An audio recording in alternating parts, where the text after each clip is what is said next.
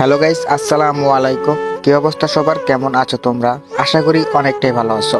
Guys, আজকের ভিডিওটা কেমন হতে যাচ্ছে টাইটেল এবং থাম্বনেল দেখে অবশ্যই তোমরা বুঝে গেছো। হ্যাঁ গাইস, আজকে তোমাদের সাথে এমন একটা ঘটনা শেয়ার করতে যাচ্ছি যেই ঘটনা কিনা আমার সাথে ঘটে গেছে। হ্যাঁ গাইস, এটি একদম বাস্তব আর সত্যি সত্যি আমার সাথে ঘটে গেছে। মিথ্যা কোনো কাহিনী কিংবা গল্প তোমাদের সাথে বানিয়ে আমি বলতেছি না। মানে গাইস, রাত 12:30টার সময় গেম খেলতে গিয়ে ভূতের সাথে আমার দেখা। শুধু গাইস এটা আমি দেখি নাই, আমার সাথে আমার একটা ফ্রেন্ড ছিল, সেও কিন্তু এটা দেখেছে। তো গাইস চলো বেশি কথা না বলে আজকের ভিডিওটা শুরু করতে চাই। তো তার আগে তোমাদেরকে একটা কথা বলি, যারা আমার সাবস্ক্রাইবার আছো ভিডিওতে ক্লিক করতো অবশ্যই একটা লাইক করে দাও।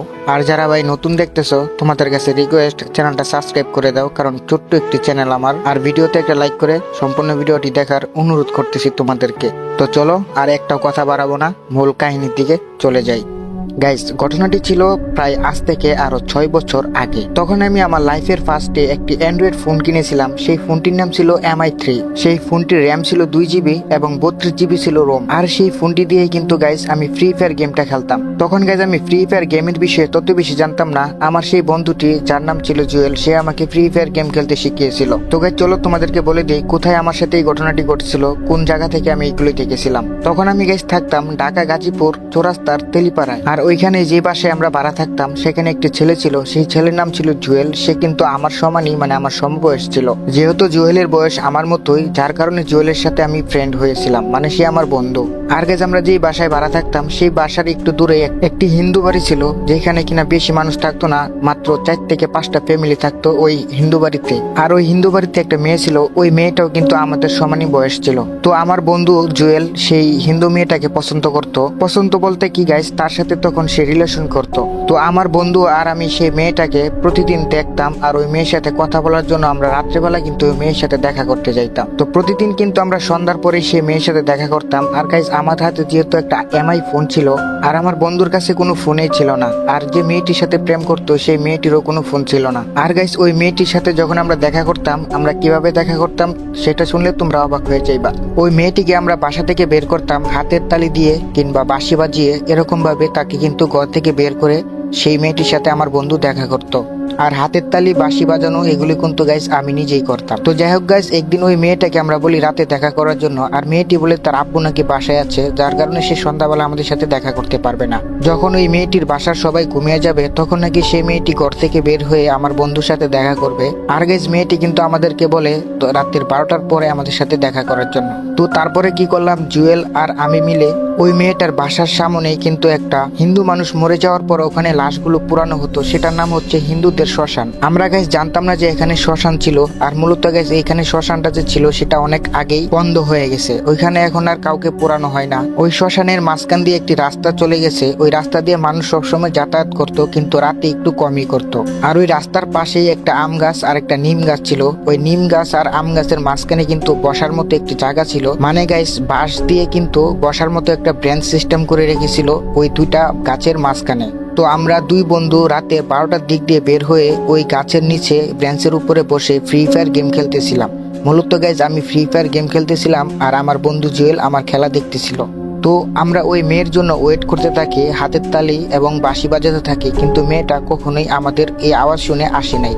মানে গাইজ আমরা একটু পর পরে হাতের তালি আর বাঁশি বাজাতে থাকি যেন মেয়েটা ঘর থেকে বের হয়। কিন্তু গাইজ আমাদের এত আপ্রাণ চেষ্টা করার পরও মেয়েটি কিন্তু ঘর থেকে বের হচ্ছিল না। এর কারণ হয়তোবা মেয়েটি ঘুমিয়ে গেছিল। তো গাইজ আমি আমার বন্ধুকে বললাম, দেখ বন্ধু হয়তোবা ঘুমিয়ে গেছে, চল আমরা চলে যাই। তারপরে জুয়েল আমাকে বললো, না বন্ধু আর কিছুক্ষণ চল আমরা বসি, দেখি হয়তোবা বাসা থেকে বের হতে পারতেছে না, একটু পরে আসবে। তারপরে আমার বন্ধু জুয়েলকে আমি বললাম, আচ্ছা ঠিক আছে চল আর কিছুক্ষণ বসে থাকি। তো আমরা আর কিছুক্ষণ বসে ওয়েট করার পরে মূলত গাইস এই শ্মশানের ওই সাইড দিয়ে একটা বালুর মাঠের মতোই ছিল, বালুর মাঠ না, মূলত এখানে একটি নতুন বিল্ডিং এর কাজ চলতেছিল। বিল্ডিংটি ছিল 2 তলা।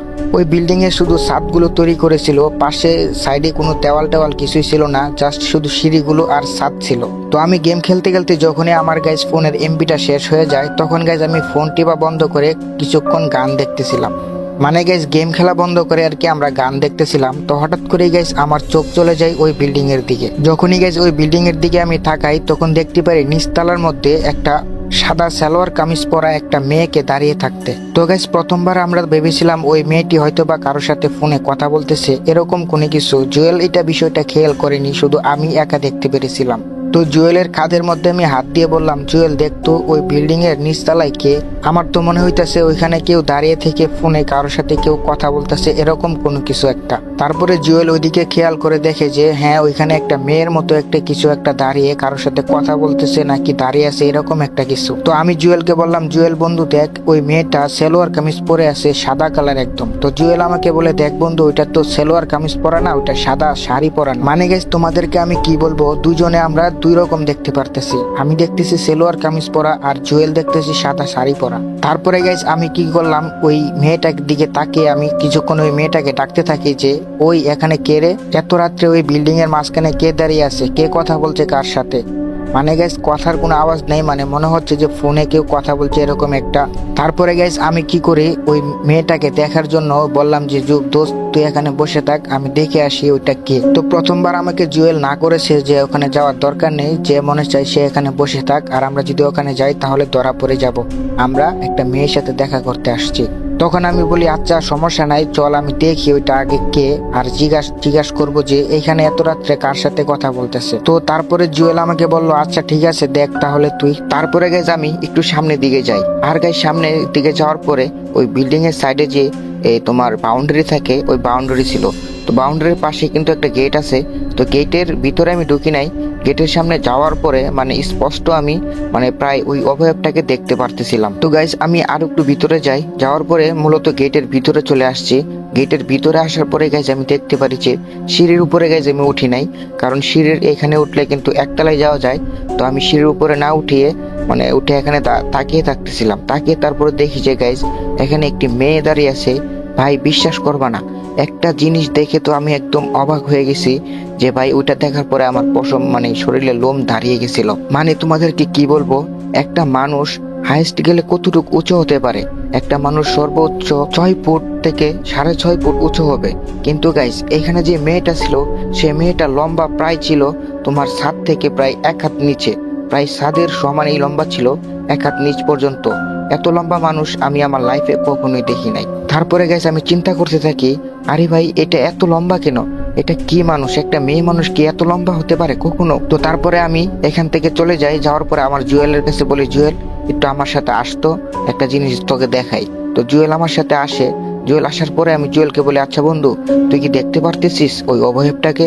তারপরে জুয়েল বলে, হ্যাঁ মামা আমি তো দেখতে পারতেছি, কিন্তু দোস্ত এটা এত লম্বা কেন?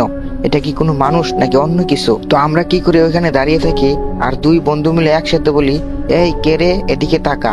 তারপরে যখন এদিকে গাড় ঘুরিয়ে তাকিয়েছে, বিশ্বাস করো গাইস তখন ওই অবয়বটার চেহারা দেখে আমি তো একদমই হতভম্ব হয়ে অবাক হয়ে গেছিলাম।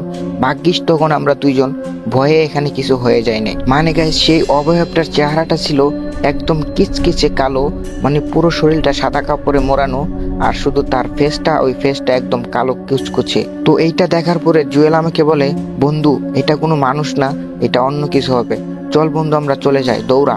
তারপরে গেছে আমরা দুই বন্ধু খুব চোখ বুঝে এমন একটা দৌড় দিই, দৌড় দিয়ে কিন্তু একদম এখান থেকে চলে যাই। আর গেছে আমরা দুজন কিন্তু একদম সরাসরি বাসায় চলে আসি, আর জুয়েলের আম্মুর সাথে এই বিষয়টা আমরা শেয়ার করি। তো জুয়েলের আম্মু এই বিষয়টা শোনার পরে জুয়েলের আম্মু আমাদেরকে কি করে, চালু করে মানে গরম পানির মধ্যে একটি লোহা গরম করে সেটাকে ছেঁক দিয়ে আমাদের দুজনকে গোসল করতে বলে। তো সেদিন রাতে আমরা গোসল টোসল করে ঘুমিয়ে পড়ি, আর জুয়েলের আম্মু আমাদেরকে খুব বকাবাজি করতে থাকে যে তোরা এত রাত্রে বাইরে কোথায় গেছিলি, কেন গেছিলি ওইখানে। তো সেদিন রাতে আর কোনো কিছু হয় নাই, আমি ঘুমিয়ে গেছি আমার বাসায় গিয়ে।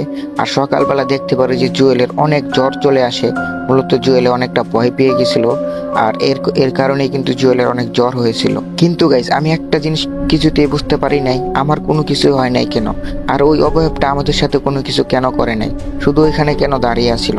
তারপরে গাইস আমি নিজে নিজে একটু ভাবতে থাকি, হয়তোবা আমরা ছোট মানুষ ছিলাম বলে জাস্ট আমাদেরকে ভয় দেখিয়েছে, আমাদের সাথে অন্যরকম কোনো কিছু করে নাই। তো প্রিয় গেমার ভাষীরা, এই ছিল আজকের মূলত ঘটনাটি। তো গাইস এই ঘটনাটা তোমাদের কাছে কিরকম লাগলো অবশ্যই কমেন্টে বলবা। আর গাইস এই বিষয়টা শোনার পরে তোমাদেরকে অবশ্যই সত্য মনে হয়েছে নাকি এটা বানানো কোনো গল্প মনে হয়েছে, এটাও কমেন্টে বলবা। আর গাইস এটা কিন্তু বানিয়ে বলিনি, এটা কিন্তু একদম সত্যি ছিল। তো গাইস এরকম ভিডিও পেতে আরো যদি পেতে চাও অবশ্যই চ্যানেলটা সাবস্ক্রাইব করে রাখো। আর গাইস দেখা হবে তোমাদের সাথে নতুন কোন একটা ভিডিওতে। তো ততক্ষণ পর্যন্ত সবাই ভালো থাকবা, সুস্থ থাকবা, নিজের খেয়াল রাখবা, সবাই ভালো থাকবা, টেক কেয়ার। দেখা হবে নতুন কোনো ভিডিওতে। আল্লাহ হাফেজ।